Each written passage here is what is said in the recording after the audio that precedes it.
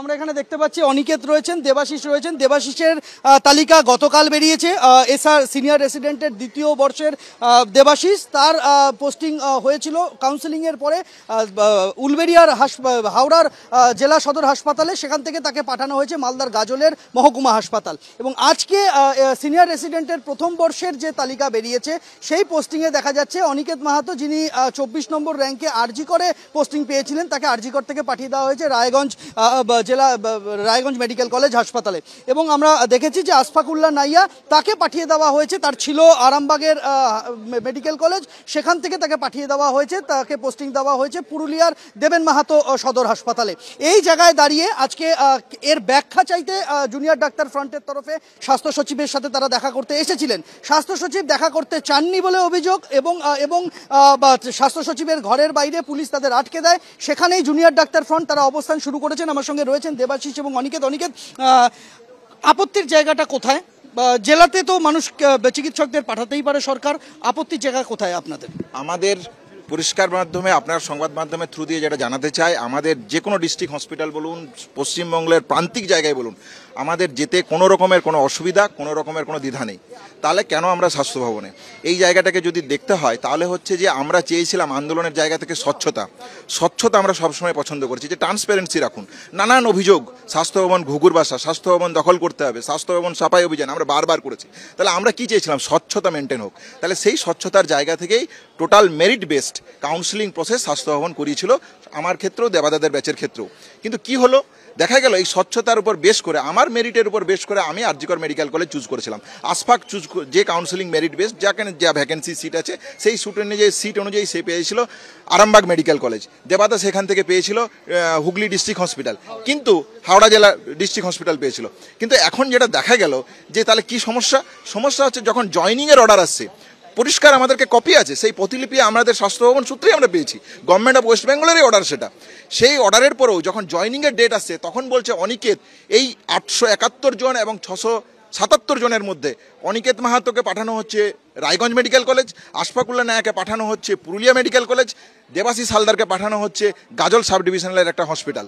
তাহলে এই স্বচ্ছতাটার কি মান্যতা থাকলো? তাহলে আমরা এই প্রশ্নটা বারবার তুলতে চেয়েছি। এটা কি প্রতিহিংসা? দেখুন, প্রতিহিংসা ছাড়া আর কোনো অন্য ব্যাখ্যা নেই। কেননা আমরা যখন যার সই করা এই document, special secretary Sudeshna ma'am, তাই তো, সুদেশনা ম্যাম, তার সাথে যখন কথা বললাম, তিনি কার্যত অসহায়ের মতো বললেন যে এর পিছনে লজিক্যাল আমাদেরও লাগছে না, কিন্তু আমাদের এটা করতে হচ্ছে গভর্নমেন্টের অর্ডারে। সেটা আমরা জানতে চাই যে সেটা রিটেন অর্ডার না ভার্বাল অর্ডার।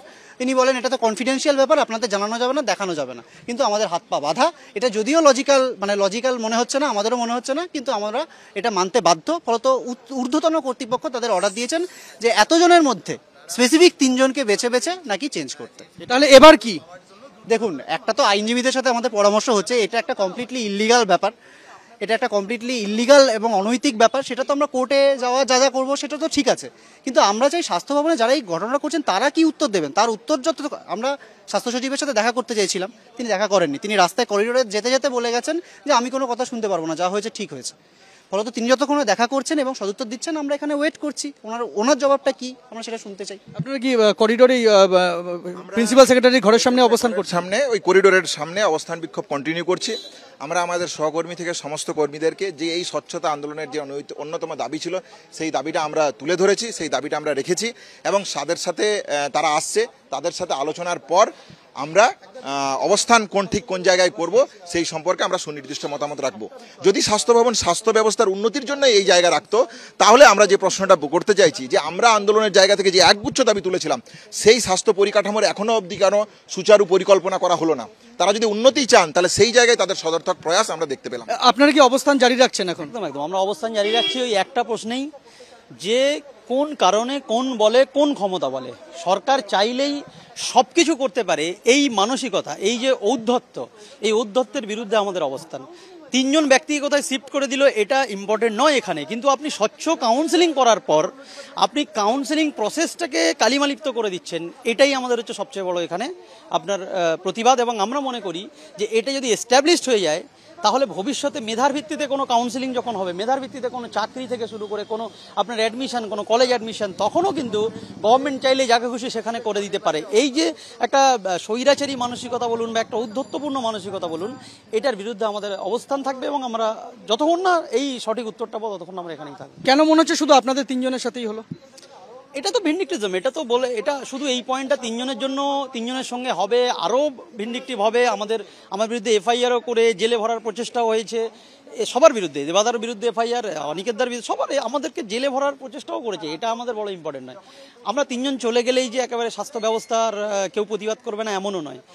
অন্যায় যেখানে হচ্ছে সেখানে প্রতিবাদ করার জন্য কাউকে থাকতে হবে। আর আমরা এই প্রতিবাদ করছি এস্টাবলিশ করার জন্য যে স্বচ্ছতা যাতে মেনটেন হয়। আজকের আপনি হেলথ সেক্রেটারি, ভবিষ্যতে আরেকজন হেলথ সেক্রেটারি আসবে, আজকের কেউ ডিএমই, ভবিষ্যতে 50 বছর 20-30 বছর পরে আমিও ডিএমই হতে পারি। কিন্তু এই যে স্বচ্ছতার যে জায়গাটা, সেটা যদি একবার ঘেটে যায়, সিস্টেমটা যদি একবার ঘেটে যায়, তাহলে কিন্তু ভবিষ্যতে জুনিয়র এবং ভবিষ্যতে আপনার প্রজন্মের লোকেরাও এটা কিন্তু সাফার করবে, যেটা আমরা চাই না।